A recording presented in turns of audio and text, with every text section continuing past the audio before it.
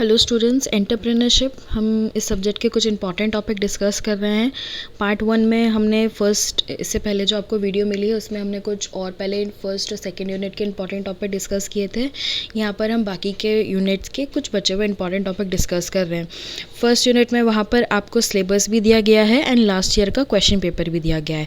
चलो, यहाँ पर हमारा सबसे पहला टॉपिक है स्टेटस ऑफ वुमेन एंटरप्रेनर्स। देखो, एंटरप्रेनर मैंने आपको बताया था, जो व्यक्ति जो बिजनेस स्टार्ट कर रहा है वो एंटरप्रेनर कहलाएगा, और वो जो बिजनेस कर रहा है मार्केट में वो एंटरप्रेनरशिप कहलाएगी। अब वुमेन एंटरप्रेनरशिप का क्या हाल है इंडिया में? देखो, हर जगह इंडिया में या फिर आप किसी भी कंट्री में आप देखेंगे वुमेन्स को हर चीज़ की लिबर्टी या फिर हर चीज़ के राइट्स थोड़े बाद में मिले हैं, चाहे वो एजुकेशन हो, जॉब करने के लिए हो या फिर किसी भी चीज़ के लिए हो। तो यहाँ पर भी वुमेन्स एंटरप्रेन्योरशिप का पहले ट्रेडिशनली जैसे उनको हाउस होल्ड वर्क में ही ज़्यादा रखा जाता, ज़्यादा एजुकेशन प्रोवाइड नहीं की जाती थी, ज़्यादा टेक्निकल नॉलेज, ज़्यादा प्रोफेशनल एजुकेशन नहीं दी जाती थी, घर से बाहर नहीं निकलने दिया जाता था। इट्स मोर कि वो लोग किचन में रहें और घर के काम करें। वो एक ट्रेडिशनल सोच थी पहले की।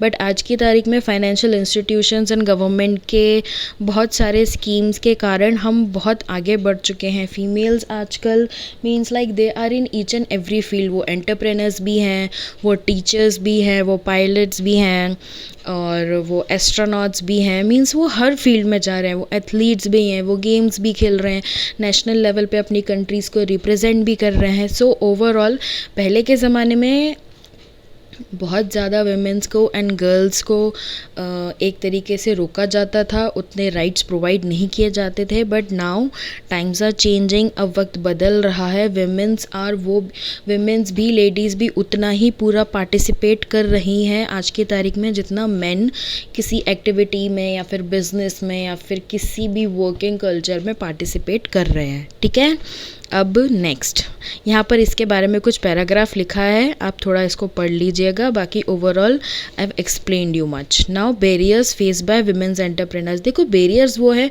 जो बाधाएं या रुकावटें आ रही है, और वो ऑब्वियसली भले ही कोई नेशन कितना भी डेवलप हो जाए, इवन फॉर मेंस ऑल्सो कभी ना कभी आपको प्रॉब्लम्स तो ज़रूर फेस करना पड़ेंगी। प्रॉब्लम ऑफ फाइनेंस, पैसों की problem, scarcity of raw material. अधिकतर वुमेन्स एंटरप्रेनर्स पे पहले भरोसा नहीं किया जा सकता बिकॉज दे आर लाइक इनको नॉलेज नहीं है या फिर इनको इस चीज़ों के बारे में पता नहीं है, तो ये लोग कैसे उस चीज़ को करेंगे, इसलिए लोग पैसे उन पर लगाने से भी हिचकते थे। Family ties, lack of education, male dominated society. देखो, फैमिली टाइज़ घर वाले ही बाहर नहीं निकलने देते थे कि आप घर में ही रहो, घर के काम करो, वही आपका सही जगह है। बट ऐसा नहीं है। लैक ऑफ एजुकेशन, अगर जब तक वुमेन्स को एजुकेशन नहीं दी जाएगी तब तक उन्हें पता कैसे चलेगा कि उनके राइट्स क्या हैं, उनकी काबिलियत क्या क्या है और वो क्या क्या कर सकती हैं। Mail dominated society. Mail dominated society का मतलब है कि ये बहुत मेल के आधार पे, मींस लाइक मेल ही काम करेंगे, वही बिजनेस करेंगे, वही पैसा कमाएंगे, इसलिए वुमेन्स पे क्या होता है, कम भरोसा किया जाता है इस चीज़। तो ये कुछ ऐसे बैरियर्स हैं जिनके कारण वुमेन्स एंटरप्रेनर कुछ प्रॉब्लम फेस करती हैं हमारे समाज में। यहाँ पर कुछ पॉइंट्स को पॉइंट आउट किया गया है, आप ज़रूर इन्हें याद रखिएगा। इसके बाद हमारा पॉइंट है इनोवेशन प्रोसेस। देखो, मार्केट में already n number of product, n number of चीज़ें चल रही हैं। मतलब फ़ोन है, 50 कंपनीज अलग अलग तरीके के फ़ोन बना के बेच रही है। कार्स है, कार मतलब हज़ारों कंपनीज़ हैं जो अलग अलग तरीके की कार्ड्स बनाकर बेच रही हैं। आपने अपने प्रोडक्ट में ऐसा क्या नया बनाया है, ऐसा क्या इनोवेटिव बनाया है जो बाकियों से अलग हो? तो किसी नई चीज़ की खोज करना, किसी जो समाज के लिए अच्छा हो, जो समाज में एक सुधार पैदा करे, जो लोगों को जागरूक करे, जिसको बनाने से हम मार्केट में उस प्रोडक्ट को उतार सकें, उस डिज़ाइन को लेकर आ सकें और उस डिज़ाइन से हम पैसा कमाएं, इसे कहते हैं इनोवेशन प्रोसेस। इनोवेशन बहुत ज़रूरी है। पहले हम कीपैड्स वाले फ़ोन चलाते थे, फिर हम टच स्क्रीन वाले फ़ोन चलाने लगे जिसमें 1-2 बटन्स आते थे। अब हम फुल ऑन टच स्क्रीन वाले फ़ोन चलाते हैं। पहले कंप्यूटर्स आते थे, फिर लैपटॉप्स आए, अब टच स्क्रीन लैपटॉप्स आए। तो this is an innovation and innovation एक के बाद एक नई नई चीज़ें चलती जा रही हैं। पहले साइकिल्स हुआ करती थी, फिर 2 व्हीलर आई, फिर कार्स आई, अब एरोप्लेन्स आए। सो ये क्या है, ये सब इनोवेशन है। इनोवेशन हमारे समाज में होना बहुत ज़रूरी होता है। ये टाइम, एनर्जी, परसिस्टेंट एफर्ट्स सब लगते हैं इसमें। तो किसी भी आइडिया को नई तरीके से मार्केट में इंट्रोड्यूस करना एंड उस चीज़ से पैसा कमाना, इस प्रोसेस को इनोवेशन कहा जाता है कि आप नया क्या सोच रहे हैं। कुछ रूल्स ऑफ इनोवेशन टुडे हम देखते हैं। Stimulating and making changes, of course अगर हम कुछ नया आइडिया मार्केट में लेकर आएंगे तो वो चेंज लेकर आएगा। Competing successfully, improving financial performance. देखो, competing successfully and financial performance increase करना, इसका बेस्ट एग्जांपल है हम जो फ़ोन पे या फिर जो भारत पे यूज़ करते हैं। पहले हम ऑनलाइन ट्रांजैक्शन करते थे। ऑनलाइन ट्रांजैक्शन भी बैंक में वो आरटीजीएस और एक और कुछ होता है, उसके कारण चेक के थ्रू होते थे। बट अब हम और ही क्यूआर कोड स्कैन करते हैं या फिर एक नंबर के थ्रू ही वन पर्सन टू अनदर पैसा हमारा ट्रांसफ़र कर लेते हैं। Customer demanded innovation, new technology enables innovation. New technology जैसे मनी ट्रांसफ़र करना from one place to another through phone पे and this kind of app, ये बहुत सही एग्जाम्पल है। Crucial to economic development, obviously conversion of society needs into opportunities. जैसे society की जो जो नीड्स होती है ना, वही अपॉर्चुनिटीज़ में बदल जाती है। मान लो इंसान बहुत सारा कैश कैरी करके नहीं चल सकता, हाँ, बट वो अपने बैंक अकाउंट को अपने फ़ोन पे नंबर से लिंक करके ज़रूर वो ट्रांजैक्शन कर सकता है। तो बस ये सोसाइटी की नीड थी और ये लोगों की अपॉर्चुनिटी बन गई और इससे बिजनेस बनने लग गया। ये हो गया इनोवेटिव आइडिया। ठीक है। अब environment scanning for analysing necessary for entrepreneurship. देखो, एंटरप्रेनर्स मार्केट में क्या environment analyse is to define and trend and change occurring on a national and international level that impact the new venture. देखो, आप अगर business करोगे तो ज़रूरी नहीं है कि आप केवल इंडिया में या फिर जिस कंट्री में आप रह रहे हो आप उसी कंट्री में सीमित रह जाओ, आप इंडिया के बाहर भी। तो जो ज़रूरत है लोगों की, जो ट्रेंडिंग में चल रहा है, जो पूरे इन्वायरमेंट में ग्लोबली चल रहा है, आप उस चीज़ को देखकर अपने बिज़नेस को, अपने एंटरप्रेन्योर्स को आगे बढ़ाओ। ठीक है। ऐसा नहीं है कि ज़रूरत हमें फ़ोन पे की है और मीन्स लाइक हम चल रहे हैं कि हम बैंक अकाउंट में पैसा मतलब लाइक बैंक ट्रांजैक्शन ही करेंगे वो पेपर के थ्रू। तो जो जो नीड है, जो ट्रेंड में इन्वायरमेंट में चल रहा है, उसके अकॉर्डिंग ही हमें चीज़ें करनी पड़ती हैं। ओके, आप इन चीज़ों को ध्यान में रखो। अगर आप एक नए एंटरप्रेन्योर हो तो ऑब्वियसली आपको पूरे इंडिया में, इंडिया के बाहर जो भी ट्रेंडिंग चीज़ें चल रही हैं उसका एक स्कैन ज़रूर लेना पड़ेगा। Okay. Needs and importance of environmental analysis, यहाँ पर कुछ पॉइंट्स दिए गए हैं। Crucial activity, formation of strategies, coping with demands of, देखो, coping with demands of environment, choosing right course of action, accurate forecast, success of the venture, economic environment is dynamic. Crucial activity, देखो मुश्किल तो होता है कि कहाँ पर ज़रूरी नहीं है कि जो चीज़ इंडिया में पॉपुलर हो वो अमेरिका में पॉपुलर हो जाए या फिर जो चीज़ चाइना में पॉपुलर हो वो इंडिया में भी पॉपुलर हो जाए। इसलिए ये चीज़ क्रूशल है। डिमांडिंग ऑफ इन्वायरमेंट आप एग्जैक्टली कॉपी नहीं कर सकते। हो सकता है चाइना की लोगों की नीड अलग हो और इंडिया के लोगों की नीड अलग हो। एक्यूरेट फोकास्टिंग, ज़रूर हम एक सटीक अंदाज़ा लगा सकते हैं कि हाँ, अगर भारत के लोग हैं तो वो इस तरीके से इस चीज़ को पसंद करेंगे। तो ये कुछ पॉइंट्स दिए गए हैं। ठीक है। Environment is dynamic. डायनामिक मतलब कंटिन्यूसली चलने वाली चीज़। इन्वायरमेंट कंटिन्यूसली चल रहा है, आगे बढ़ रहा है, कभी कुछ रुका नहीं है कि अच्छा चलो अब ये ऐप बन गया, अब 10 साल तक ही चलेगा। नहीं, हर 2 महीने में उस ऐप का नया अपडेट आ जाता है। तो डायनामिक का मतलब वो चीज़ कंटिन्यू चलती जा रही है। तो अगर आप बिज़नेस कर रहे हैं तो आपको बहुत अटेंटिव रहना पड़ेगा उस चीज़ के लिए। Market orientation and marketing skill for entrepreneurs. Market orientation क्या है? मार्केट ओरिएंटेशन, सिंपल से शब्दों में मार्केट ओरिएंटेशन की डेफिनेशन अगर समझाई जाए तो ये है, कस्टमर के हिसाब से अपने प्रोडक्ट को बनाकर बेचना मार्केट ओरिएंटेशन कहलाता है। बस यही इसकी डेफिनेशन है और यही इसका मीनिंग है। जिस तरीके का प्रोडक्ट आपका कस्टमर चाहता है, आपने एग्जैक्टली वैसा का वही प्रोडक्ट उनके ज़रूरत के अनुसार बनाकर मार्केट में लॉन्च कर दिया, बेच दिया। This is known as market orientation. ठीक है। इसके बेस्ट एग्जाम्पल्स हैं लाइक हमारे जो फ़ोन के रिचार्ज होते हैं, कम से कम पैसों का रिचार्ज भी होता है और ज़्यादा से ज़्यादा पैसों का रिचार्ज भी होता है। हम जो कॉस्मेटिक्स कुछ भी सामान खरीदते हैं मार्केट में, अगर किसी को किस तरीके की नीड है, किसी को दूसरे कलर की नीड है। तो ये सारी मार्केट ओरिएंटेशन के हैं कि हमारे कस्टमर को जिस तरीके का प्रोडक्ट चाहिए हमने उस तरीके का प्रोडक्ट बनाकर उनको सेल कर दिया। This is known and market orientation. Marketing strategies for entrepreneur, relationship marketing, experi, viral marketing and digital marketing. Viral लोगों को बताना कि भैया हमारी कंपनी है और हम ऐसे प्रोडक्ट्स बनाते हैं।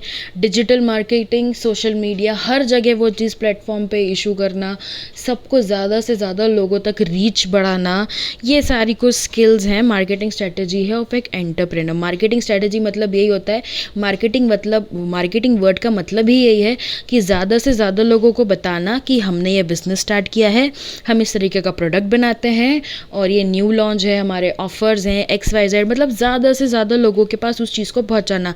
चाहे एड्स के थ्रू पहुंचाओ, चाहे सोशल मीडिया के थ्रू पहुंचाओ, चाहे पैम्पलेट बंटवाओ, चाहे फ्री में प्रोडक्ट्स दो, कोई भी किसी को ब्रांड एम्बेसडर हायर करो।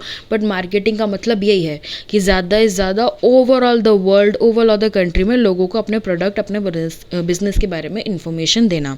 Okay, next, resources of new venture and creation startup. देखो, स्टार्टअप वो चीज़ है जो बिज़नेस हमारा बिल्कुल स्टार्ट ही हुआ है, अभी हमने उसके बारे में सोचा ही है, हमें उसके कुछ राइट्स मिलेंगे, हमें उसके कुछ राइट्स देखने पड़ेंगे, हमें कुछ लीगल लाइसेंस वगैरह चाहिए रहेंगे उस चीज़ के लिए, state licence, register business, local licence, federal licence, sales and taxes permit, business licence. Startup word से ही मीनिंग को समझने की कोशिश करो। स्टार्ट मतलब अभी ही स्टार्ट हुआ है, अप मतलब एक हम बिज़नेस स्टार्ट कर रहे हैं।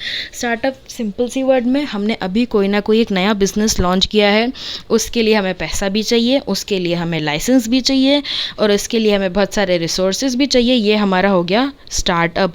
Marshalling resources of new venture capital, new venture capital creation, इसका मतलब स्टार्टअप ही होता है। Okay, next, promotion of new ventures. देखो, अगर आपने कोई नया स्टार्टअप किया है तो भैया लोगों को तो बताना पड़ेगा ना कि हमने नया बिजनेस स्टार्ट किया है। ही इज़ अ पर्सन जिसने आपको ब्रांड एम्बेसडर हाई किए, जैसे मैंने अभी आपको बताया, आप जो मार्केटिंग में पैसा लगाओगे, जो आपकी मार्केटिंग टीम होगी वो ज़्यादा से ज़्यादा लोगों में अपनी रीच बढ़ाएगी कि भैया ये नया मार्केट में प्रोडक्ट आया है या फिर एक नई कंपनी आई है जो आपको इस तरीके की क्या कर रही है, प्रोडक्ट या सर्विसेज प्रोवाइड कर रही है। Next, a group of people belonging to one or more families, position in families, position in family business influence by the relation. ये हमें फैमिली बिजनेस का टॉपिक है ये। जैसे हमारी कोई फैमिली है, हमारा फैमिली बिजनेस कुछ चलता है तो ये उससे रिलेटेड है। देखो, कभी कभी ऐसा होता है कि आप अपने फैमिली बिजनेस को ही ज्वाइन कर लेते हो और कभी कभी ऐसा होता है कि आप अपने फैमिली बिजनेस को नहीं ज्वाइन करते हो। तो क्या थोड़े बहुत एडवांटेजेस एंड डिसएडवांटेजेस हो सकते हैं फैमिली बिजनेस के, हम वो देखते हैं। Common values, strong commitment, loyalty, stability, decrease cost, ये एडवांटेजेस हो सकते हैं। डिसएडवांटेजेस, रिस्क ऑफ ओनरशिप, अगर आप नया बिजनेस स्टार्ट करोगे तो controlling, family business, share holders, cash out of the family businesses. देखो, फैमिली बिजनेस की सिंपल सी बात है, एडवांटेजेस भी हैं और डिसएडवांटेजेस भी हैं। फैमिली बिजनेस का एडवांटेज है कि भैया हमारा पूरा बना बनाया बिजनेस है, हमें केवल गल्ले पे बैठना है और आपको उसी बिजनेस को आगे बढ़ाना है और तरीके से जैसा चल रहा है चलाना है। डिसएडवांटेज ये है कि भैया वो रिस्क ऑफ ओनरशिप है, आपको वो काम पसंद नहीं आ रहा है।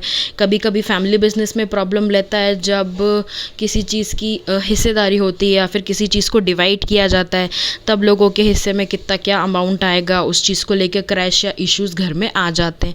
तो ये एक तरीके के कुछ इश्यूज़, एडवांटेजेस एंड डिसएडवांटेजेस को पॉइंट आउट किया गया है। इसके बाद ग्लोबल अपॉर्चुनिटीज़ ऑफ एंटरप्रेन्योर। देखो, ग्लोबली एंटरप्रेन्योर्स की बहुत अपॉर्चुनिटीज़ है। क्यों? क्योंकि डॉक्टर्स, इंजीनियर्स, अब इनके बाद सबसे ज़्यादा जो स्ट्राइकिंग हो रहा है वो एंटरप्रेन्योर्स ही हो रहे हैं, स्टार्टअप्स ही हो रहे हैं। आप सब ने देखा होगा, एक शार्क टैंक करके शो आता है, वहाँ पर एक नए नए एंटरप्रेनर्स अपने नए नए आइडियाज़ लेकर आते हैं, तो इंडिया अब एक बहुत ऐसा हब बनता जा रहा है जहाँ पर आपको हर स्टेट में या फिर हर सिटी में बहुत सारे लाखों हज़ारों के तादाद पर नए नए बिजनेस आइडियाज़ सुनने को मिलेंगे। और इसी इनोवेशन को ध्यान में रखते हुए कि हमारी यूथ इतनी ज़्यादा जागरूक है इस चीज़ को लेकर, हमारी गवर्नमेंट ने भी बहुत सारी पॉलिसीज़ बनाई हैं। तो ये ग्लोबल अपॉर्चुनिटीज़ हैं। आप अपनी खुद की सिटी में, आप अपनी खुद की कंट्री में उस चीज़ को स्टार्ट कीजिए और फिर आप उसको एक बिल्कुल नेक्स्ट लेवल इंटरनेशनली दूसरी कंट्रीज़ में भी लेकर जा सकते हैं। तो आपके पास बहुत सारी ग्लोबल अपॉर्चुनिटीज़ हैं। Doing business globally is rapidly becoming a profitable and popular strategy for many entrepreneurial ventures. The myth is that international business is the province of gain. Multinational enterprise has long since been disapproved by capable and opportunistic entrepreneurs. देखो myth यही है कि जो बहुत बड़ी बड़ी multinational companies हैं ना, वही बाहर बिजनेस कर सकती हैं या फिर कुछ भी बहुत ज़्यादा प्रॉफिट कमा सकती है। हमारी उतनी कैपेबिलिटी नहीं है कि हम इंडिया से बाहर जाके इंटरनेशनली बिजनेस करें, बट ऐसा कुछ नहीं है। आप किसी भी कंट्री में, किसी भी शहर में, कहीं भी जाएंगे, आजकल ग्लोबल अपॉर्चुनिटीज़ ऑफ एंटरप्रेनर्स बहुत बढ़ गया है। इसके लिए तो आपको आपकी खुद की कंट्री की गवर्नमेंट भी बहुत हेल्प करती है। तो ग्लोबली भी एंटरप्रेनर्स के पास बहुत अपॉर्चुनिटीज़ हैं उन्हें एक्सप्लोर करने के लिए, ज़्यादा से ज़्यादा प्रॉफिट कमाने के लिए ऑल ओवर द वर्ल्ड। ये हमारे एंटरप्रेन्योरशिप के पूरे यूनिट्स के इंपॉर्टेंट टॉपिक्स मैंने 2 वीडियोस में कवर किए हैं। आप इन्हें ध्यान से पढ़िएगा। And students, all the best for your exams.